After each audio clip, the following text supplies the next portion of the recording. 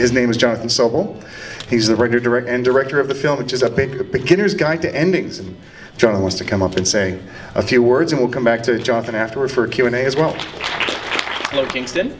Nice to see you all. It's a lovely town here. Just kind of like seeing it quite. Well, my brother and sister went to Queens, so I'm kind of like semi-familiar with the city, and it's I didn't get into Queens. I'm not nearly that smart. I went to Brock. Usually the questions that I get are, how much did it cost? You know, was it like, you know, being from Niagara Falls? And did you see Harvey Keitel naked?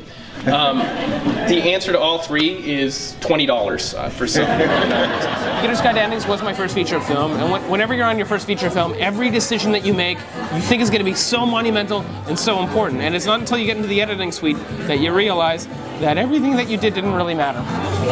You get what you get, and then you move on from there.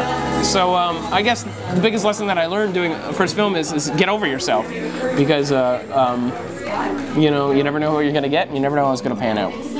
I think the next project that I hopefully do, touch wood, is it's kind of like a heist comedy that I think is really kind of fresh.